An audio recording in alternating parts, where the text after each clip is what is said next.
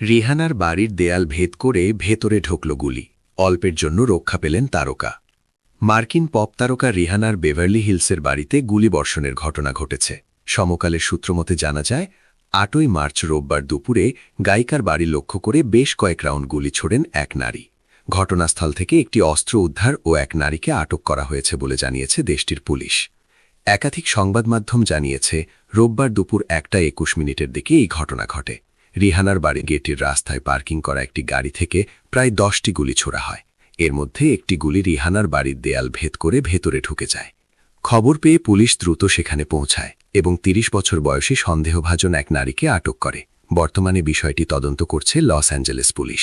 Los Angeles Times জানিয়েছে, গুলিবর্ষণের সময় Rihanna বাড়ির ভেতরেই অবস্থান করছিলেন।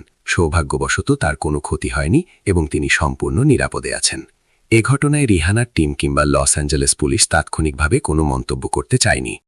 ভালো লাগলে ভিডিওটি লাইক দিয়ে রাখুন, যাতে আপডেটেড ভিডিও আপলোড হওয়ার সাথে সাথেই নোটিফিকেশন আপনার কাছে চলে যায়।